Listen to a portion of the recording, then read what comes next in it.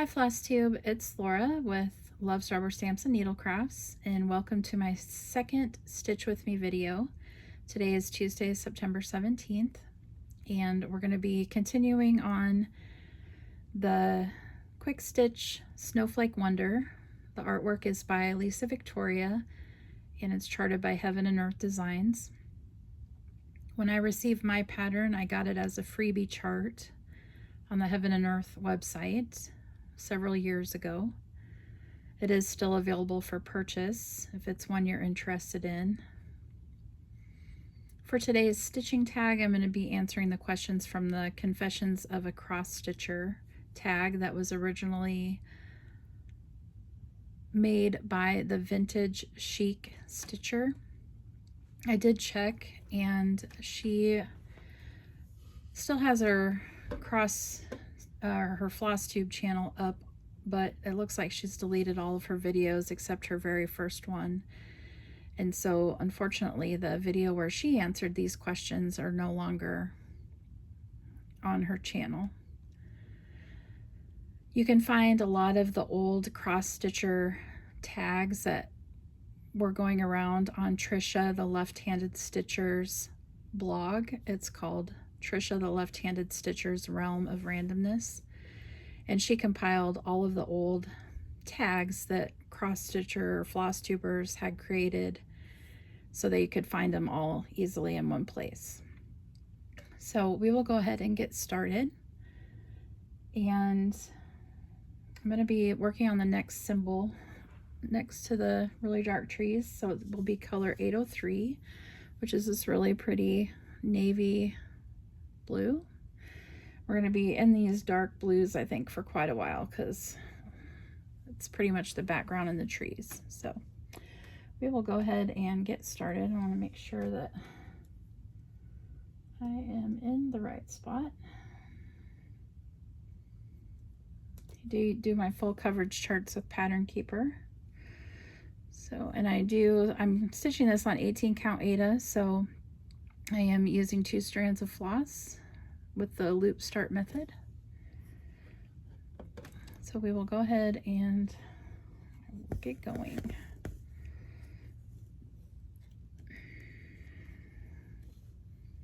Trying not to bump the camera because I can't remember how I set it up last time, so it was too long ago, and this is very awkward. So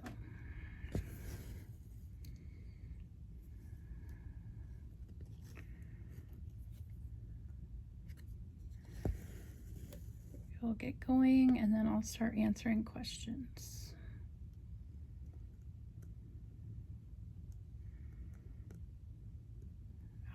How to practice with this angle. It's very awkward.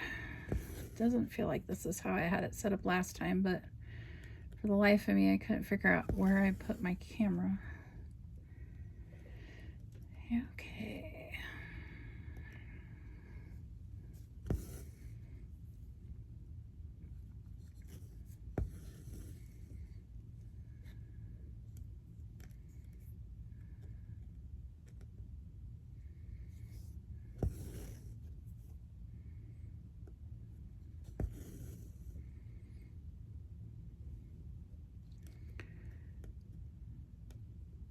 All right, so the first section, there's 2 halves of this tag. The first half is called Short and Sweet. And then, something about Aida, you gotta watch. Sometimes you get that little thread in there. Anyway, the first part of the tag is called Short and Sweet. Then I believe the second half of the tag is called True Confessions. So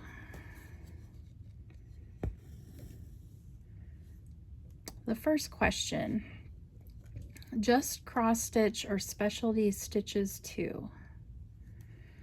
So I haven't done a lot of projects that have specialty stitches, but I do want to learn how to do them.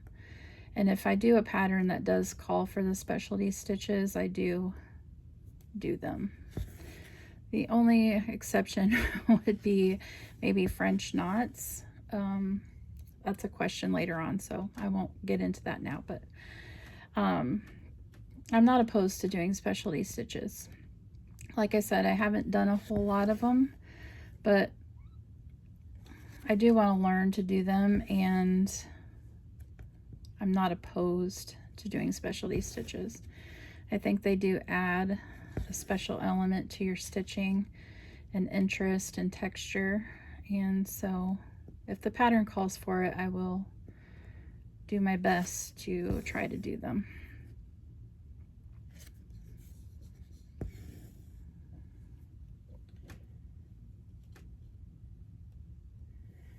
I should have told you before. So when we started the last Stitch With Me video, we did 145 stitches. So we are at 0.36%. So we will see where we get to today.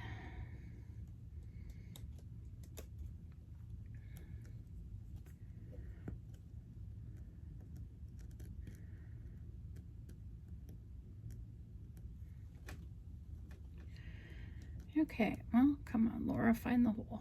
There we go. The next one, whole stitches only or half and quarter stitches too.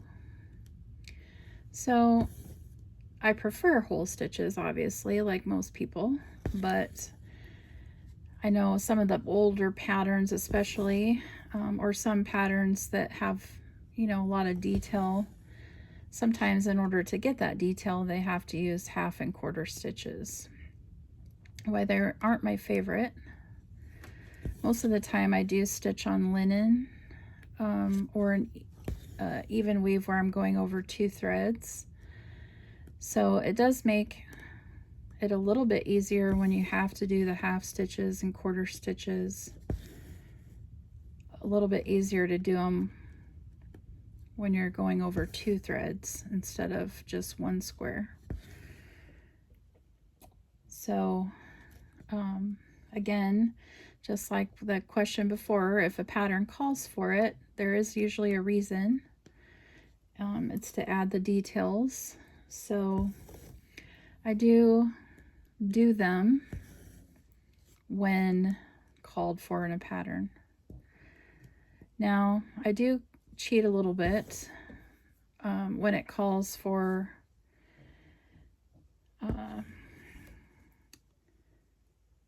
like I can never remember if it's probably half stitches. I do cheat with the half stitches because when I have, you know, when it's 2 different colors, one in each opposite corner, because I'm stitching over 2 threads, I will just basically stitch a full cross stitch in the corner over one, and then my back stitch usually splits it in the middle so you can't see that there's no thread that goes through the back stitch part other than the back stitch. So I do cheat a little bit there. I just feel like it lets the back stitch lay a little bit nicer, and it's just easier for me to do it that way. Probably not technically the correct way, but that's how I do it.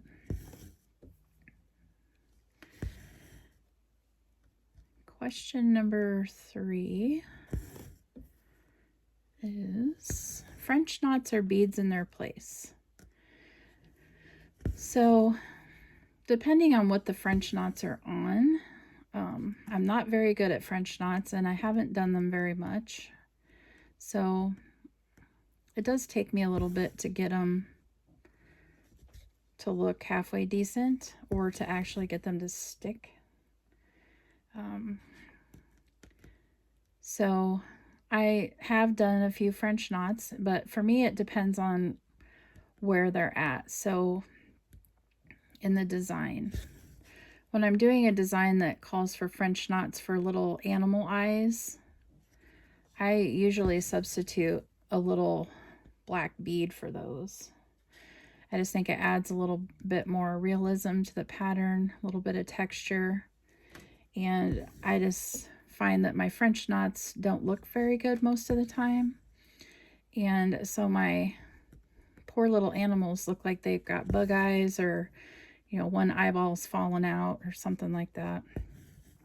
So I do try to use little beads for the animal eyes. The perfect number for that is actually from Mill Hill, the one I use most often. Let me see if I can find it. It's just down here with my beads.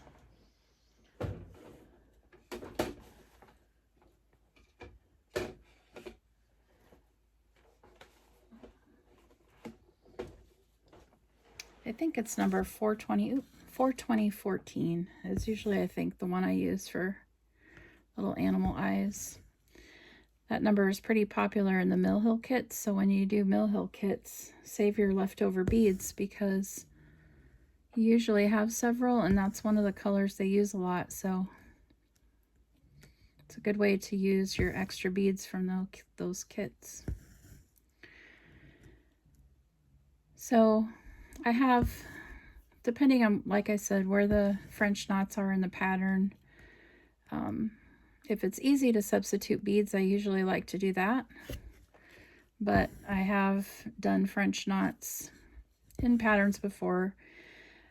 Every once in a while I'll have a really good looking French knot, and then I'm like, oh, these aren't too bad, and then the rest of them look pretty wonky sometimes.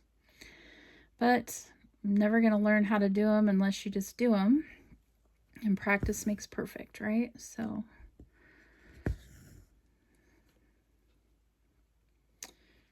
let me mark off where we're at.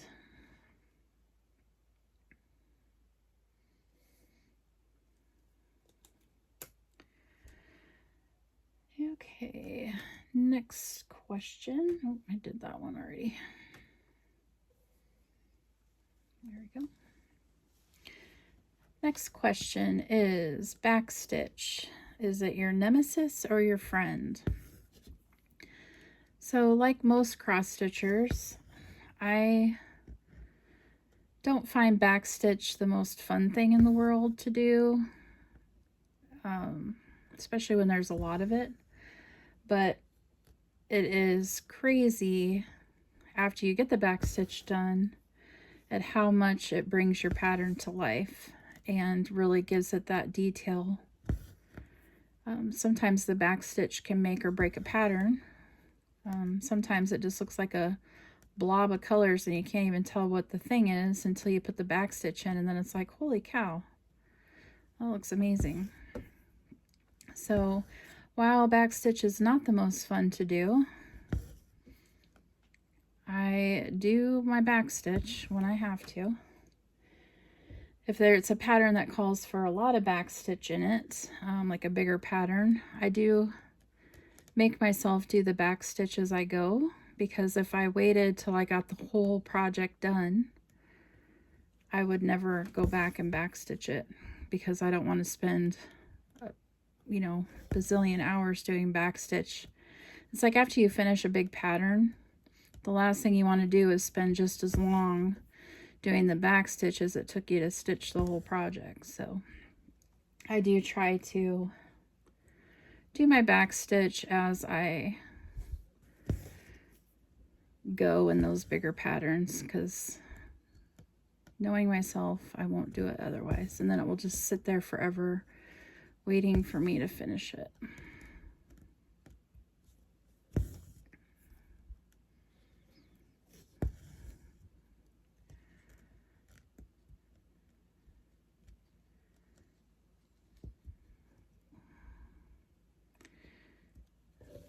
Thumb's getting a cramp in it from this weird angle. It's my thumb on the bottom there doing all the work. I maybe need to get like a different tripod or something for these kind of videos, because come on, the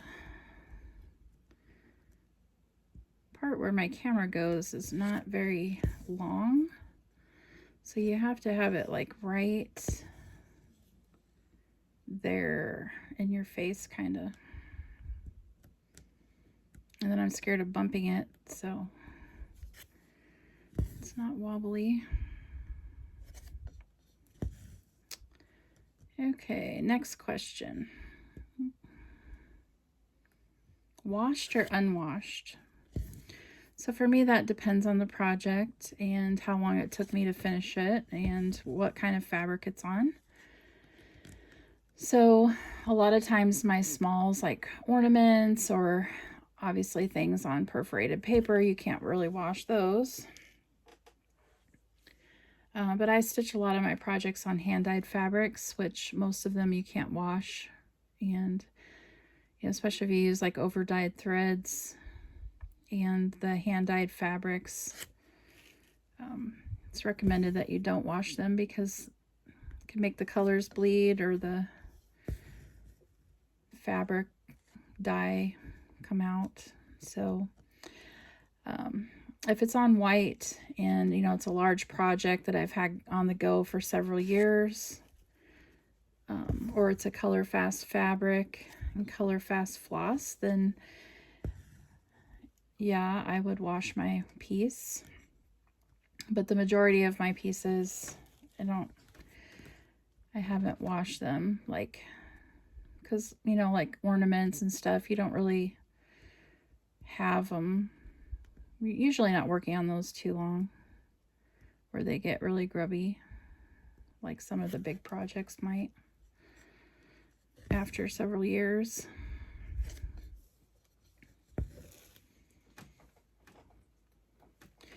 So again, this depends on the project for me.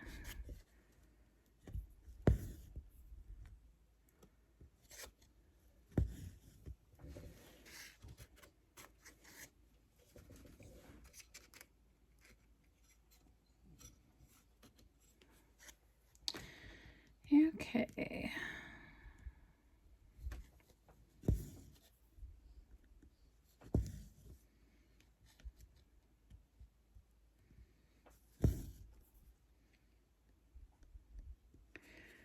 I usually stitch, because I usually stitch on higher count fabrics over the two, I usually complete each stitch as I go instead of this way. So this is a little different for me sometimes, but sometimes it's good to switch it up.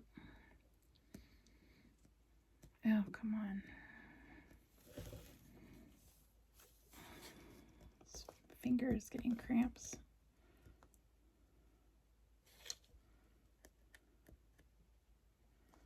Usually don't have this much trouble finding the hole, but there we go.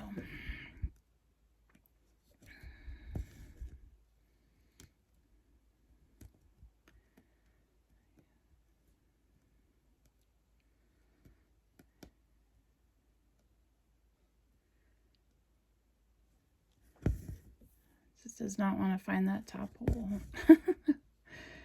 I guess we'll go this way then. Improvise.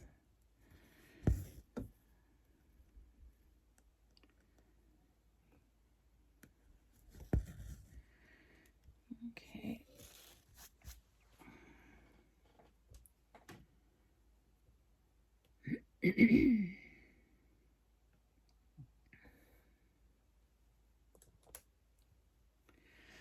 All right, next one, iron or what's an iron? So I usually iron my pieces, but I don't do it until they're finished, unless they get super, super, super wrinkly. You know, if like it's a big project and it's horrible.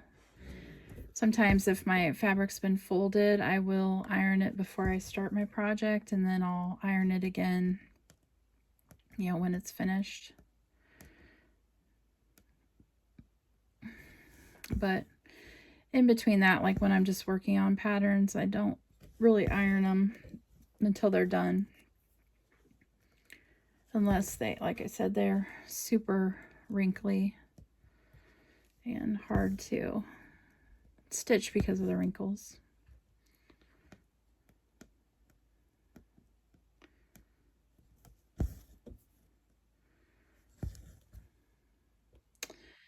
Okay, professionally framed or do it yourself. So again, for me, that's going to depend on the piece, and if it's a special one, like I can't afford to have every stitch I do professionally framed. It's not realistic.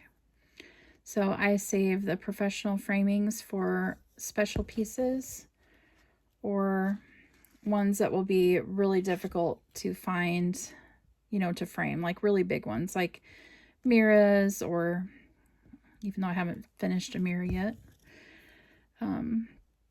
Those would be, you know, those really big projects like that, I think would be harder to frame yourself unless you really knew what you were doing. So those are ones I'd likely take to professionally framed framers, professional framers. But like small seasonal pieces, or, you know, ones that fit in standard frames or something like that, then I have framed those myself. Especially when they're just for me and they're just going to be out for seasonal or, you know, something like that. Where if they're a little bit off, it's just for me and I can live with it. So.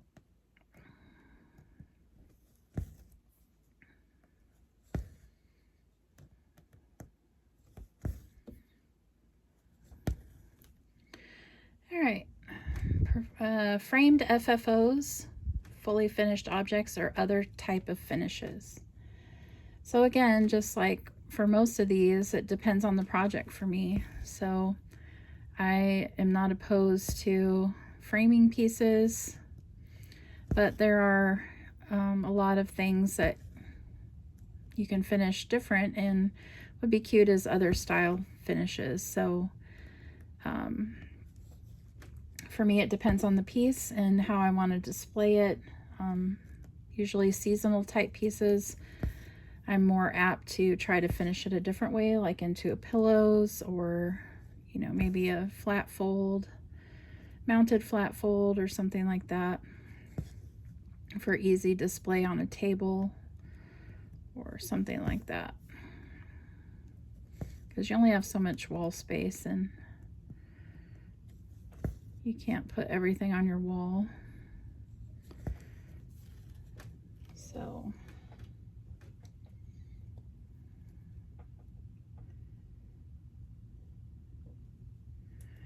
and it says, if you like other finishes, please share what you have done. So for me, I've made pillows. I'm still a beginning sewer, so I'm still learning, but I have made some small pillows that haven't turned out too bad, I don't think. I have made a mounted flat fold and a regular flat fold. I've done a few tart pan finishes. What other kinds? I did mount my stitching into like a glass pedestal dish.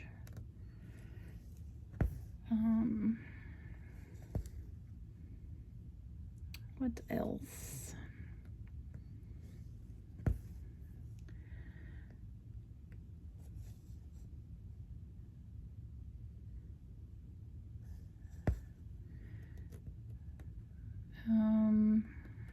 Christmas ornaments, so like tag finish maybe. I have done a card where you made your stitching into a little card. That was a kit though, so I didn't like have to come up with it myself, but so a few different types. Vana the Twisted Stitcher, her blog and her video tutorials are amazing for learning how to finish things differently. So I've used, whenever I do tart pans, I use her blog tutorial. Makes it so easy. And if you, I've also used hers for like pillows and like how to do the trim around the pillows, especially her ruched ribbon. I'm gonna run out of thread, I think, before I can sneak to the end of this line. Do you ever play thread chicken? Because I seem to do that every time. See if I can eke out one more. One more. Yay, just barely. All right, and then when I end my thread, I run it under my back by a few threads. Let's see if I can.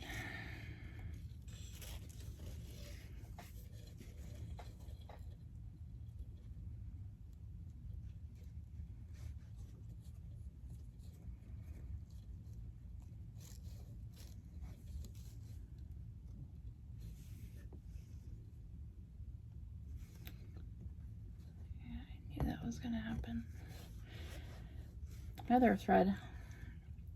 I don't know if it's the way I stitch or what, but it seems like whenever I stitch with 2 threads, at the very end, there's always one side that is always shorter than the other, which I don't understand. Does that ever happen to you guys? Do you know why it does it? And how do you make it stop? It must be the way like I turn my needle or something maybe. So one side gets pulled more, but like your stitches don't look uneven. That's what I don't understand, is how one side gets shorter, but yet your stitches don't seem lopsided. They seem the same tightness.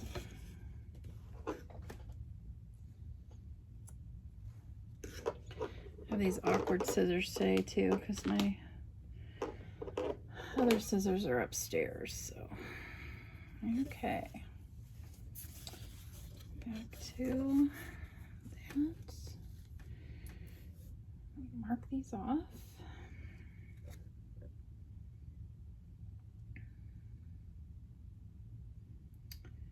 All right, now we get to switch colors, it looks like. So I'm going to put this back on my bobbin. I do bobbin my threads. I've always bobbinated. If it's, you know, fancy floss or something that's already on the tag, I just leave it, but, oh, that's the wrong color, Laura. Helps if you put it back on the right color. That's the color we're going to be using. Here we go. Let's say that looked a little dark.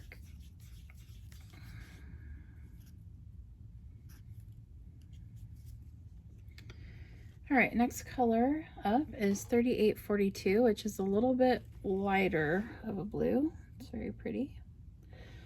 So kind of the sky. Looks like this one already has length. So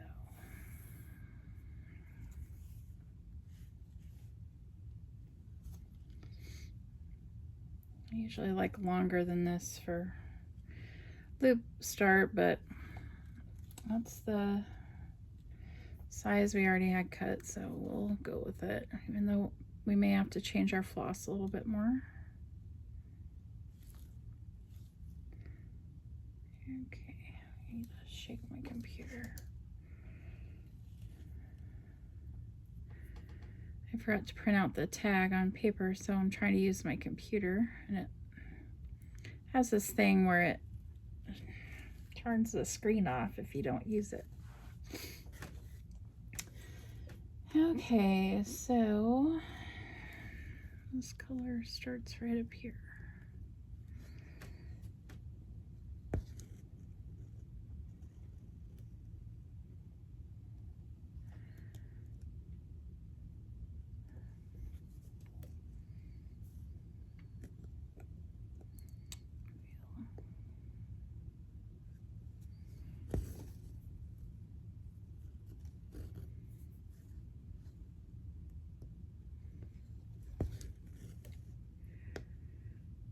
All right. So next question is stickler for the pattern or a creative muse. So for me, that again depends on the pattern and the look I'm going for, or the style. Not opposed to changing colors. I have added or little critters, or in one pattern I did kind of swap in some other elements instead of the ones they had, but it was from the same designer. So I'm not opposed to changing things to suit the style and the finish that you're looking for. I do try, I mean, there's reasons why I pick a pattern. Usually it's because I really like it. So I don't, try to alter the pattern too often. Color changes, maybe, but, trying to use threads you have in your stash or something like that. I'm not opposed to swapping in colors. Or, maybe changing something so it fits your style or your decor a little bit better than what's charted. So this is a color that goes really far across, so I'm trying to decide how far I want to go, because I don't want to have to count super far while I'm talking. So, but I also don't want to get page lines because I have to stagger the endings of this color, I think.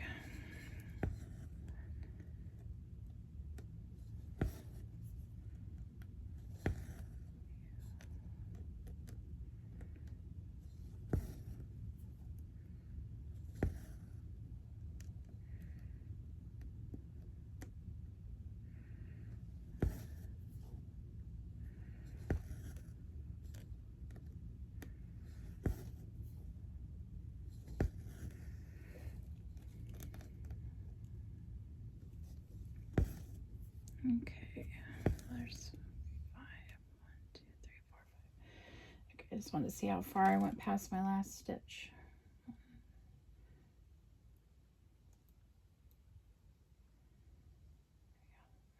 1, 2, 3, 4, 5.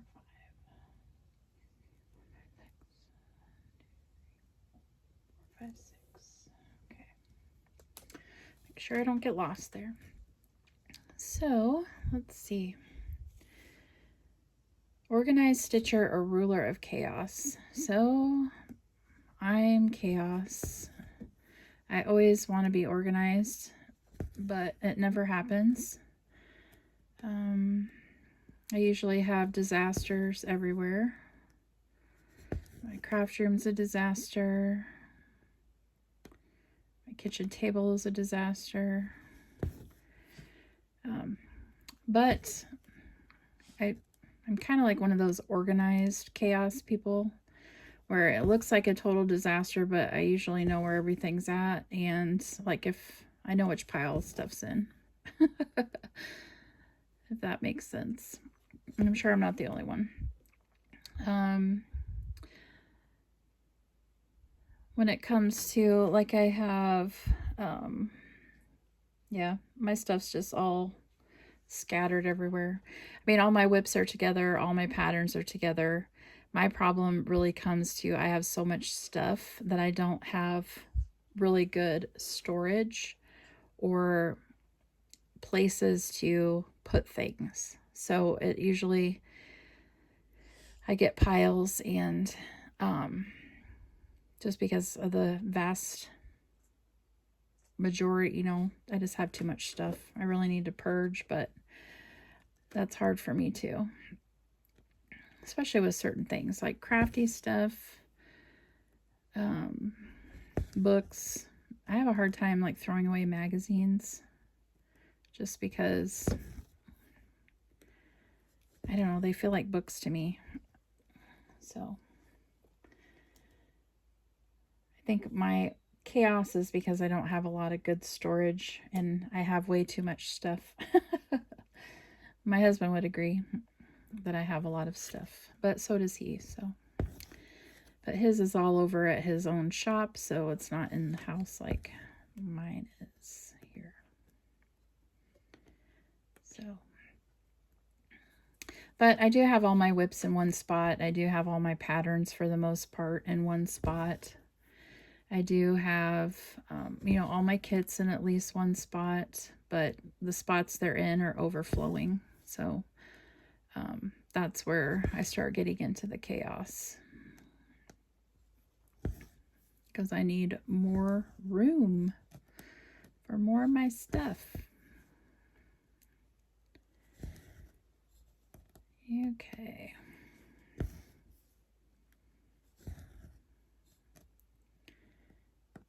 Next question. Planned or spontaneous? So I do have several things kitted, plus I have a lot of kits. So most of my starts and stuff are planned, that I'm going to start them at least someday. You know, at least the ones that are kitted. I don't have like certain dates in mind that I'm going to start things. Like I like the idea of like birthday start, or, you know, Christmas Day start or something like that, but I usually don't end up doing that. I'm still trying to kind of figure out what a good number of whips for me is. Like, I kind of want a lower number. I mean, obviously I like big projects and a lot of full coverage, so I know those are going to take me years to finish, but the other whips that I like the seasonal pieces, things like that, I'd rather just like get those done on a faster level. And I feel like sometimes if I have a lot of those kind of things started, that it takes me several years to get them done when you're trying to work on everything. So I'm still trying to figure out what my... I mean, I don't feel bad for having all the whips that I have. I mean, it doesn't make me nervous or anxious or anything like that. It's more of just... it makes me... I don't know. I just want to be able to work on my things more often than sometimes, like, I'll start something and then I won't work on it for 2 years because I'm busy in the limited amount of stitching time I have trying to work on other things, and then it just doesn't get touched for so long. So excuse me, it's annoying, I'm sorry. I get a drink.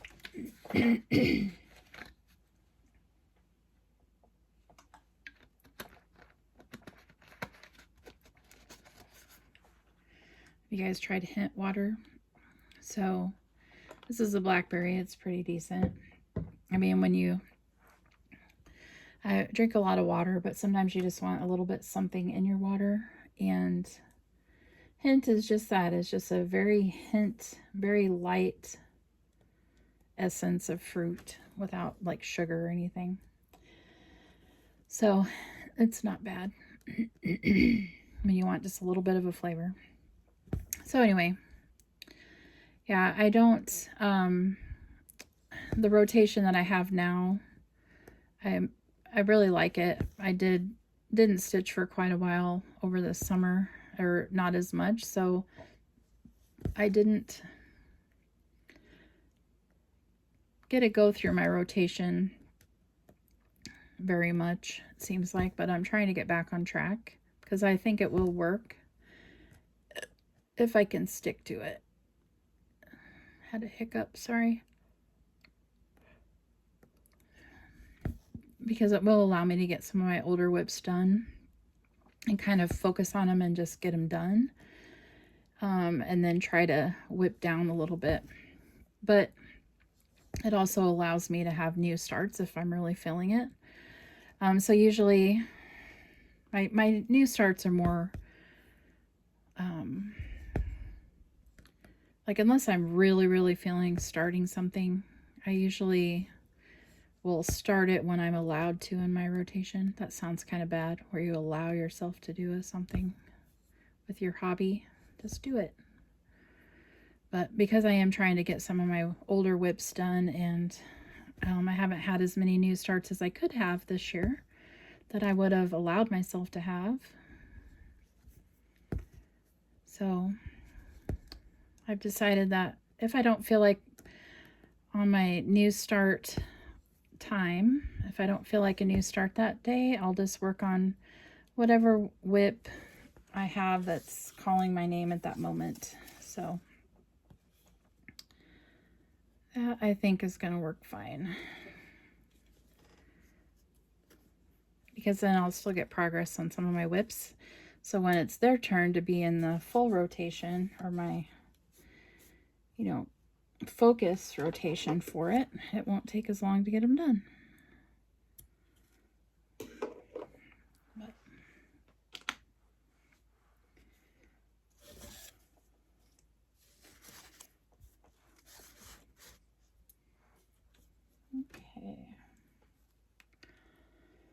Okay.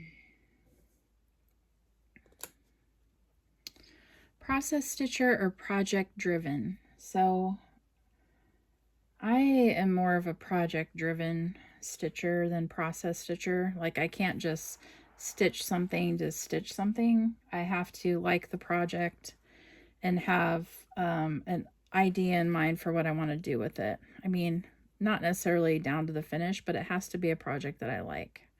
Some people don't really care if they like the project or the design as much. They just like the stitching portion. So I'm not that way. I have to like the design. And most of the time, I mean, I do have a wide variety of taste. So I think that helps for me too. Like, I like some cutesy stuff. I like some very primitive stuff. I mean, it just depends on the design and ones that catch my eye. But I usually stitch something because I like it and I want to eventually put it in my house or have it as a giveaway, as a gift idea or something like that. So I don't just stitch things to, I have end projects in mind and things that I want to do with them. So I don't just stitch it to, it's either going to be something I'm going to display in my house when it's done and I get it actually fully finished, or it's a gift that I want to give to somebody eventually when I get it done too. That's the key. Get them done. And then after they're done, get them FFO'd. So, impulse buyer or thoughtful purchaser? So I'm definitely an impulse buyer. That's why I have so much stuff. Typically, if I feel like, I guess my thoughts are, I think sometimes collecting charts and actually stitching your charts are two separate hobbies. And for me, if I really like a design and I'd rather just buy the pattern, even if I have no plans of stitching it anytime soon. I'd rather just get it while it's available and support the artist. And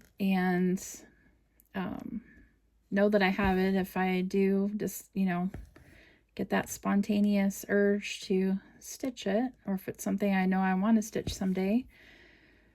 You never know what's going to happen. Sometimes all of a sudden some artist will retire or something will happen to them where they can't design anymore, and then you can't get their stuff any longer.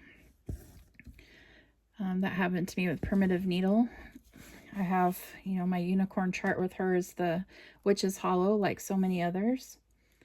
And when I stitched before, because I kind of went through a stitching hiatus for about 10 years, and during that time she had passed away, and then when I came back to stitching and found her stuff, like by that time you could not get it for, you could just not get it. I mean, unless you paid $200 or $300 for that pattern when you can find it.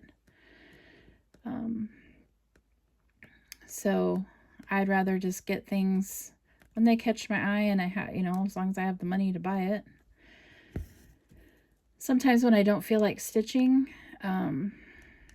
it's enjoyable for me just to, like, sometimes when I still want to do something kind of crafty, but I'm not really in the mood to stitch, or my hand's bugging me with my carpal tunnel or something. I like just going through my patterns, maybe kitting them up, you know, matching them up to fabrics that I have in my stash, and just kind of going through what I have and looking at like old magazines, finding those treasured designs and those that you forgot were in there that you want to stitch. To me, that's sometimes just as enjoyable as the actual stitching part. So I like having a large stash where you can do that. And plus it, like I said, supports the artists and keeps them going, so we have lots of new patterns coming out all the time, and the artists can make their living doing it.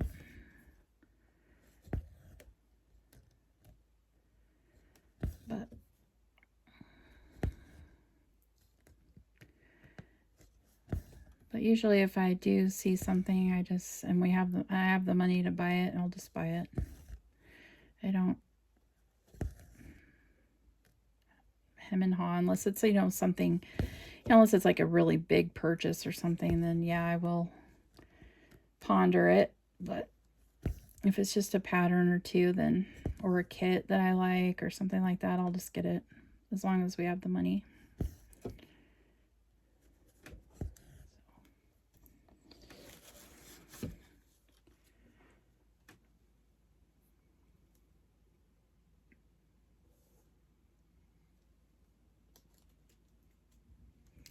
All right, let me scooch down. Now we're at the moment of truth section. Oh, goodness.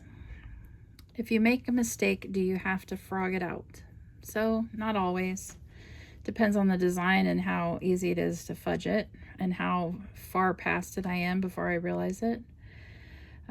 So, like for my full coverage, if it's in the background and it's like, you know, a smidge lighter brown than the brown right next to it, no, I'm not going to frog that out.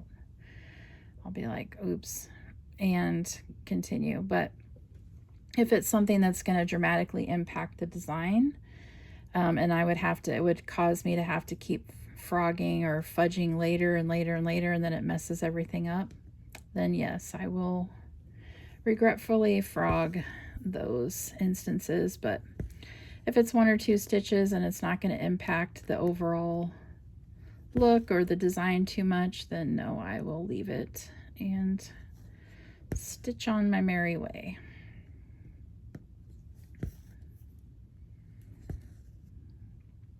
Have you ever shown your work? And if not, would you like to one day? So no, I have never entered my work into a fair or contest or anything like that. Like,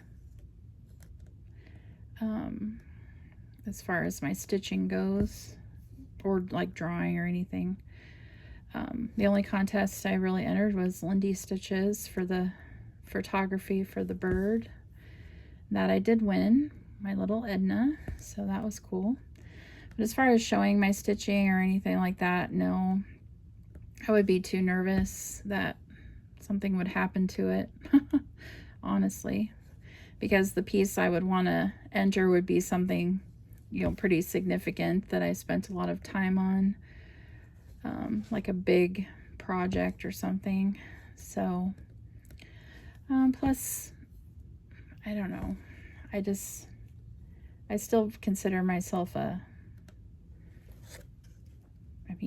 kind of an average stitcher. I don't think my work is super prolific by all means, or I think we're always our biggest critic, but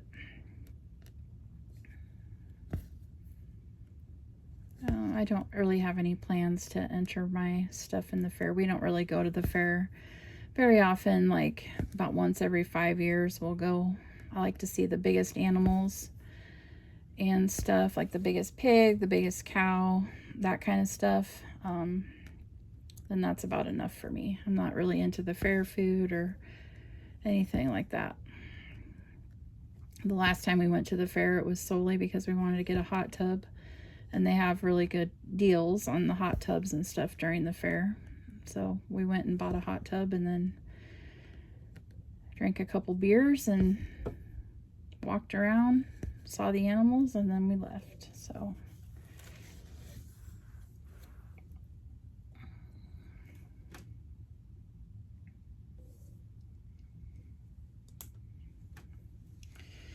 okay, who do you stitch for? So the majority of the stuff I stitch for is for myself, honestly, but I do stitch things for my siblings, for my kids, for our, you know, wedding anniversary, things like that. But and you know, retreats for the exchanges, things like that. But if I'm gonna stitch a gift, it's gonna be for somebody that would appreciate all the time and effort put into it. So it would have to be somebody like my siblings or children, very close relatives, and maybe other stitchers, because they know the amount of work that goes into things. So that's why I don't mind. I have fun participating in the retreat exchanges and stuff that we go to, because you know that those are your people and they understand the time and effort and stuff that you put into your piece that you're giving. You know, it's gonna be a little more appreciated.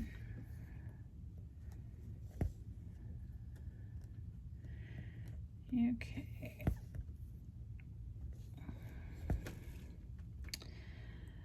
If you stitch gifts, are they delivered on time or are they fashionably late? Well, most of the time they are going to be fashionably late. So my goal had been to stitch a Christmas ornament every year for my siblings and my kids, and I seem to only be able to get about one done per year.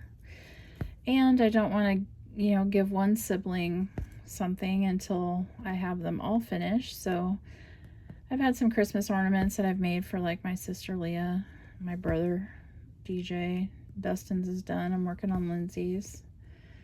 And once I get Lindsay's done, I might be able to actually FFO them and give them, because that will be one for each of my siblings. Then I'll start over and get like about one a year done. But I always have grand plans, and then it seems like stuff always happens and they don't exactly come to fruition always, but eventually they'll get one. But no, I have some gifts that I've gotten done that have been sitting in my box ready to be FFO'd that I either need to find a frame for, or just honestly just find time to do the finishing. Actually, what I need to do is like get organized with my craft room so I know where everything is easily first. It always boils down to that, doesn't it? Get organized first so I can find everything easy, so it's not a nightmare trying to finish stuff, because you can't find half the stuff you're looking for because it's in boxes or in a pile.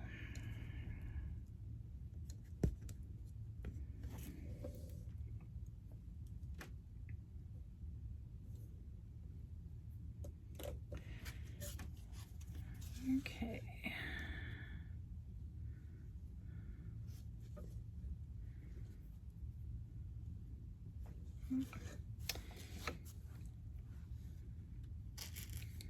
Keep that when you're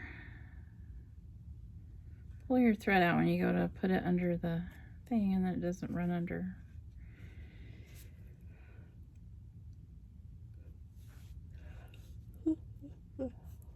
Could use a nap.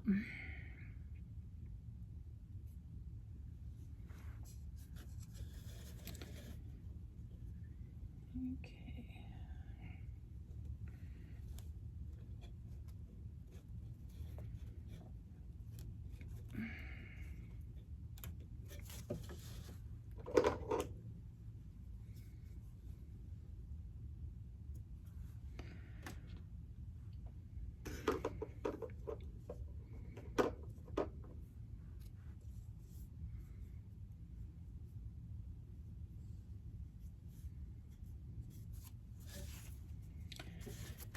Okay.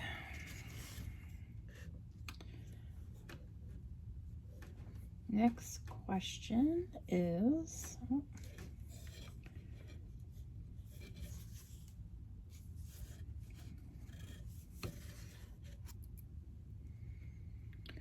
let's see.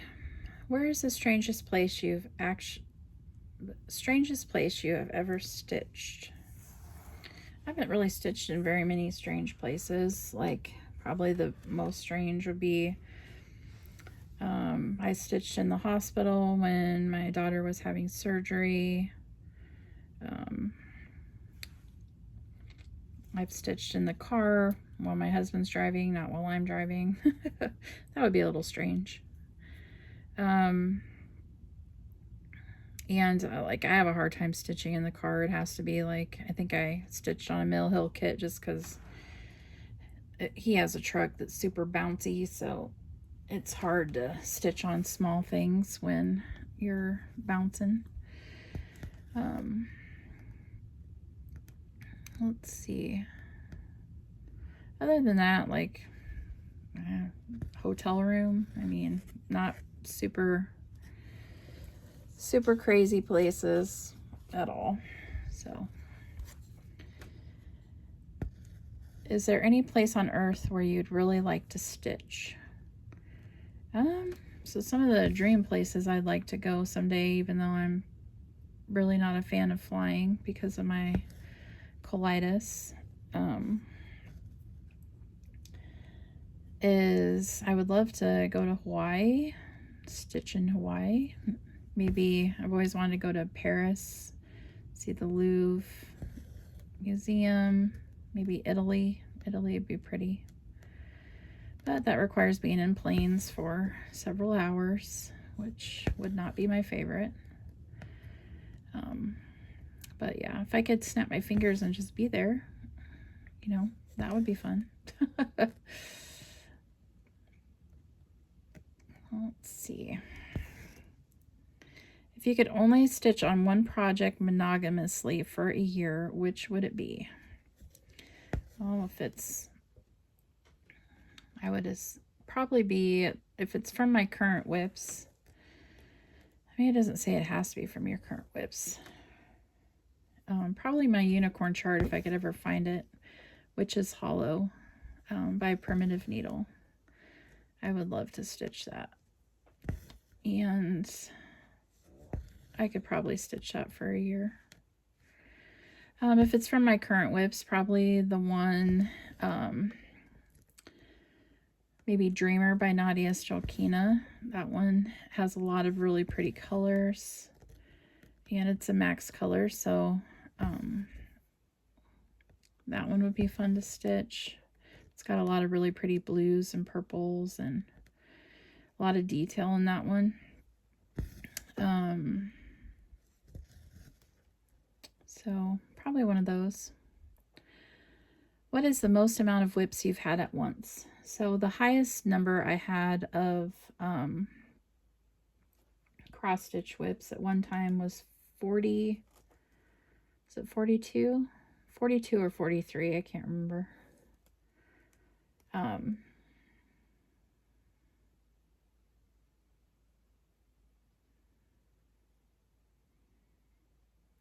see. 1, 2, 3, 4, 5, 6, 7,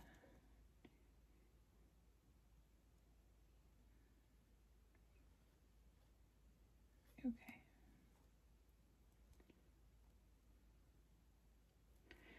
I want to make sure that I wasn't off on there. Okay. Where did that one end? Over here. So, yeah, 42 or 43 cross stitch whips. I currently have 39. No, 40. I currently have, I think, 39 or 40. So I am a couple of lower than that. So I don't know what a good, I mean, I have several full coverage designs that I want to stitch, that I want to start. but I want to make progress on the ones I have going too and get them finished. So it's kind of that struggle where you want to stitch all the things, but yet you still want to get things done. So trying to find that balance of, you know, a good number of whips so I'm not bored, but yet a small enough number that things get worked on regularly. And, you know, if I could focus a little bit more on getting some things done, then I wouldn't, you know, then you get to start new things more. And when you do start them, you know, they'll get work. But I'm never going to tell myself, like, if I want to have 100 whips one year and that's what will make me happy, that's what I'm going to do. I'm not going to deny myself or restrain myself just, you know, to stay under a certain number. The number doesn't really bother me too much. It's just trying to find a balance of, you know, wanting to stitch all the things and have the time to stitch, to get things done and hopefully FFO'd too, to display, because like I said, I'm stitching things that I love the design and would like to see it displayed in my house or something, or give it as a gift because I've stitched it for someone in particular so they can enjoy it. Let's see.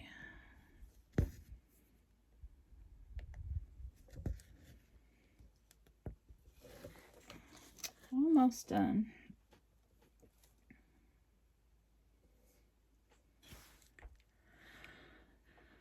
Oh, let's see. How old is your oldest active whip?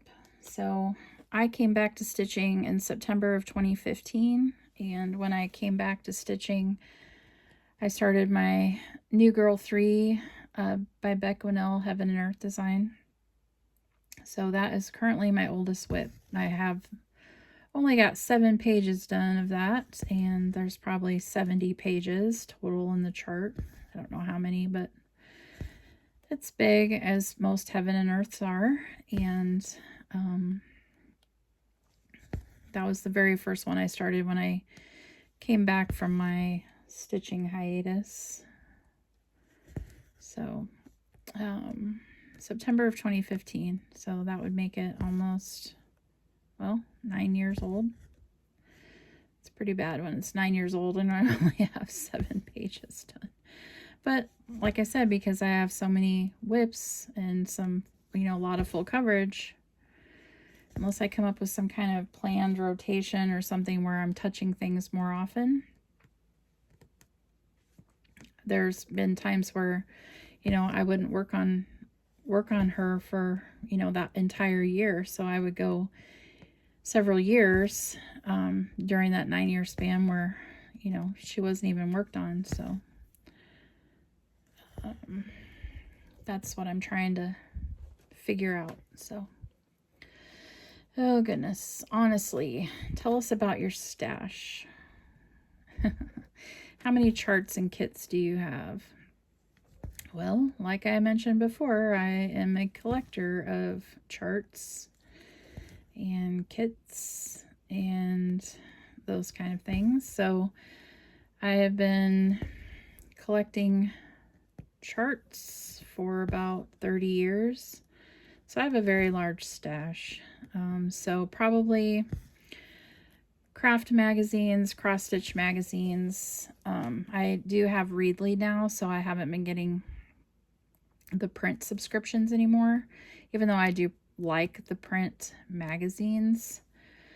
I do have Readly, so I can get any design, you know, from those that I want. But physical magazines that I probably have between, I don't know, I've never counted them, but just looking at where they're at, I probably have 300 magazines, potentially. Patterns, oh my gosh, I probably have, well, just full coverage. I know I have probably close to 500 full coverage patterns in my stash. The rest of the patterns probably, I don't know, the same, 500. So I probably have 1,000 patterns, I'm assuming. I've never really counted, to be honest. It really doesn't bother, I mean, it doesn't bother me to have a big stash because, like I said, I like to go through it. I do, you know, I get everything. I don't pay full price for a lot of the stuff I get. So, like the full coverage patterns, I have several ones that were free that I liked the design over the years. I have, you know, you take advantage of the sales when they come on, like half price sales. That's usually when I do a lot of my stuff. My physical patterns, I have several that, you know, I got back 30 years ago when I was young and our kids were little. We didn't have a lot of money back then. So a lot of the charts and stuff I got from garage sales when we would go there, you know, and then you pay, like a lot of the charts I got were 25 cents, you know, or 50 cents at garage sales. So, oops, I bumped the camera. So I don't pay full price a lot of the times for the patterns I have. I usually get them on sale, or like I said, there's a lot of my older stuff were when I got them from garage sales. So I'm gonna finish those 3 up here. So yeah, I have a lot. Kits, I don't know, 100, 150, 100, probably, at least. I've never counted my kits either.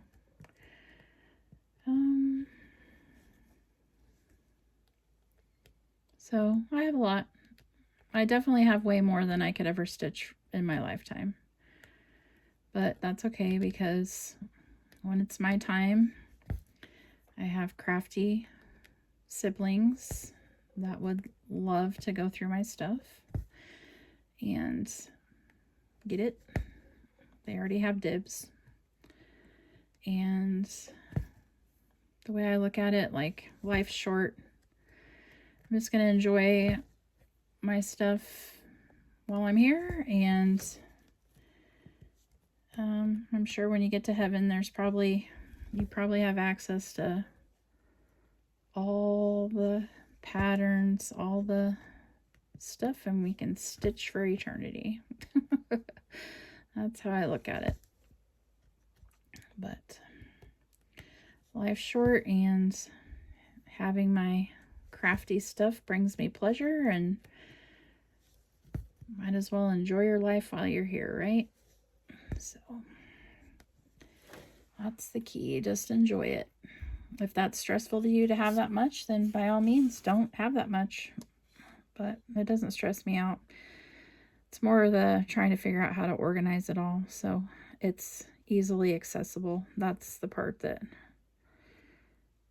drives me a little nuts sometimes. Once I get that figured out, then it'll be better.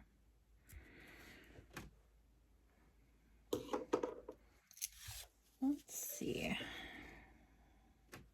A few more questions and we're done. Will probably be this last strand of floss here.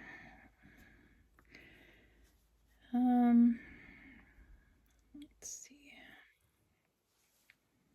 Oh.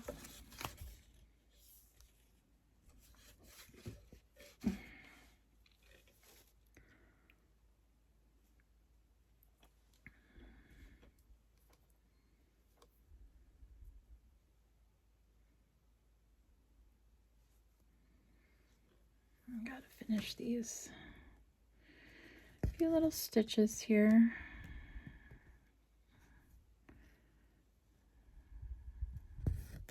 Oops.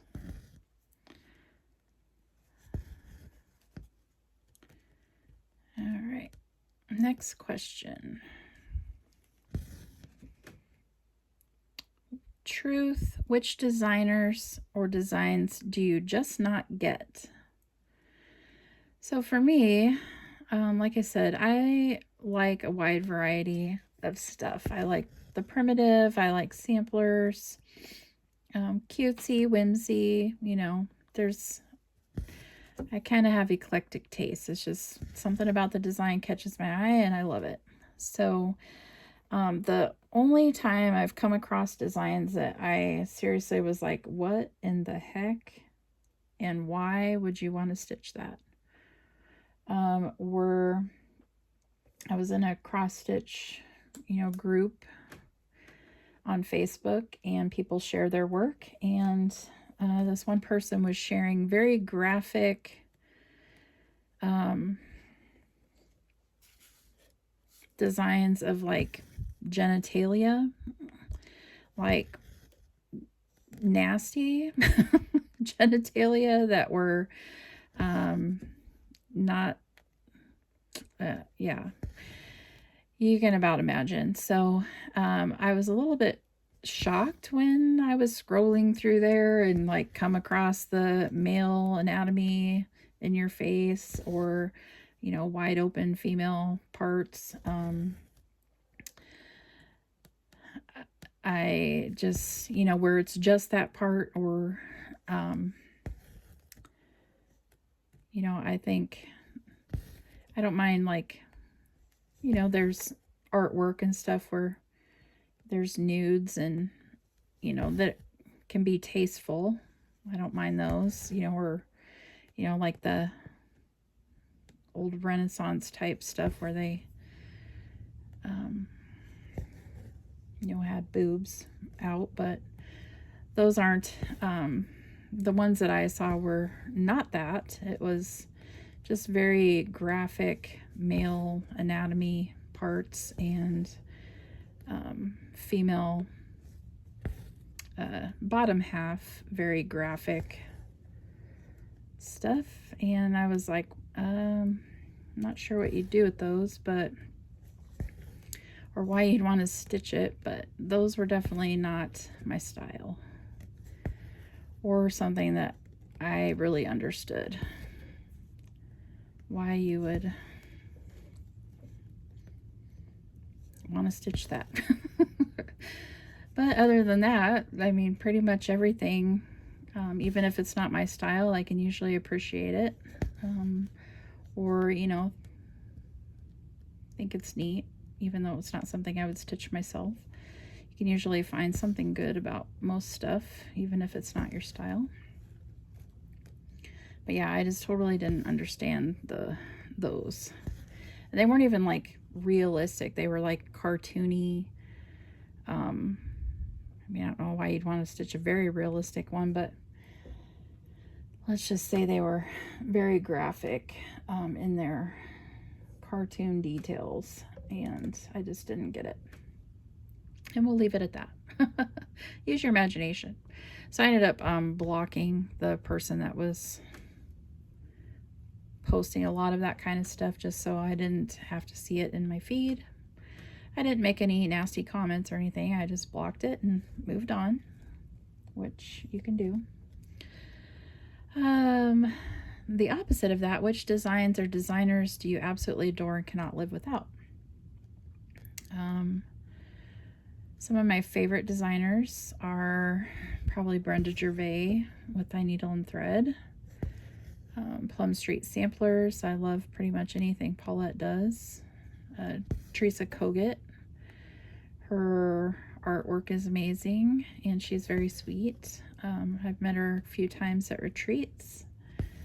I really love her Halloween and her winter designs, especially her little snowmen. They are the cutest ever. Let's see, who else? I like Kathy Haberman, hands-on design. Probably stitch them with the housewives. They have really cute stuff. Teresa Wensler, I love her style, especially her dragons. Probably Nora Corbett, Mirabilia. Bella Filipina. They're one of my favorites. Crocetta Go-Go is really cute. I have a lot. Frosted Pumpkin. Like I said, I like cutesy to more primitive stuff. Yeah, I could stitch about anything, really, except those one kind. But those are some of my favorites. Let's see. I'm sure there's probably a lot more that I'm forgetting too. We'd be here all day if I had to list all my favorites. Obviously, if I have like 2,000 patterns in my stash, I have a lot of favorites, right? Let's see.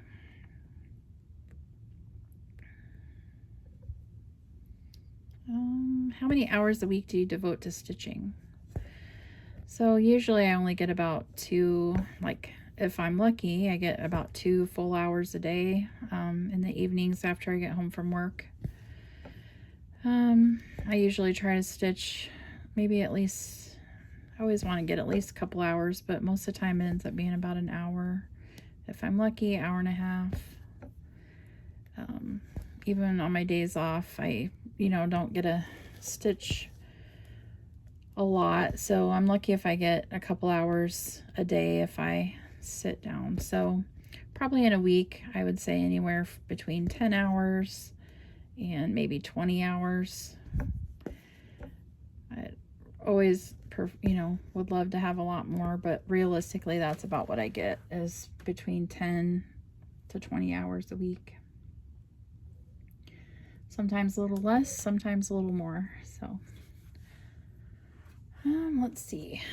2 more questions. You're on a desert island and resources are scarce. There are 4 options available to you. Chocolate, coffee, Mr. Darcy is played by Colin Firth, of course, or stitching. You can only pick 2 and go. Well, obviously I would be bored, so I would have my stitching.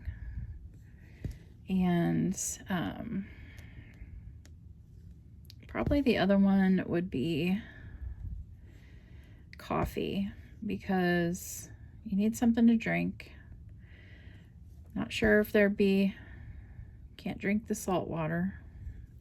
So you'd want something edible for liquid. Food I could probably find. Chocolate, yeah, it would suck being without it, but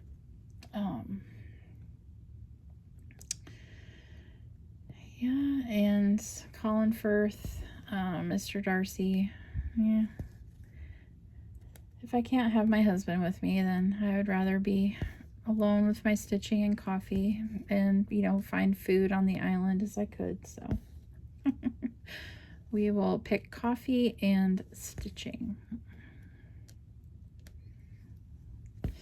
And does your significant other really know how much you spend on your craft? So he really, honestly, as long as the bills are paid, he really doesn't care how much I spend on my craft, because whatever I spend on my craft is significantly less than what he spends on his hobbies, so he really can't say too much. My husband has a race car, and he's rebuilding a Charger, and he has a giant shop full of lots of tools. He's always buying stuff off Marketplace. So for me, I spend money in like smaller chunks, and when he spends money, it's in a really large chunk. So he doesn't really care how much I spend on our hobbies, as long as bills are paid and I'm not racking it up in like credit card debt or something. So he doesn't ask. I mean, he has access to our checking account, so he can see for himself how much I spend, and like I said, he doesn't care how much I spend as long as bills are paid and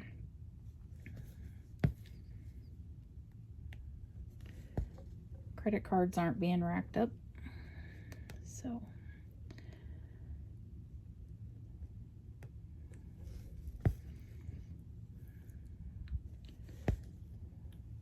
that is the last of the questions. So I'm gonna finish this, see if I can get this finished here, this row, and then I think we will call it good for today's Stitch With Me.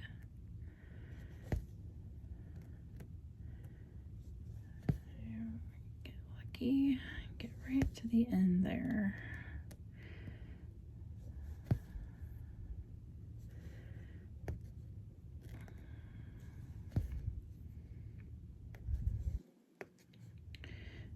There we go. Let me end my thread.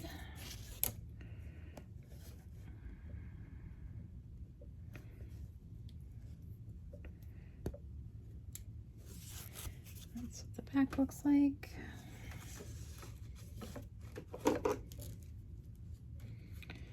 Well, hopefully you found that tag kind of interesting. Pretty. I should probably try to make some videos of some of my older stash and stuff, like maybe kit parades or something. That'll be fun after I get organized, of course.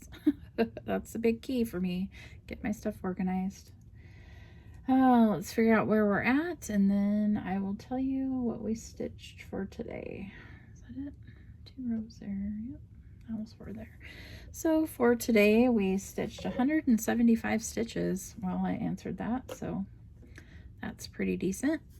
So we are currently at 320 stitches completed on the project, and that puts us at 0.79%. Until next time, I appreciate you stitching with me today, and until next time, take care of yourself, and I hope you get lots of stitching in.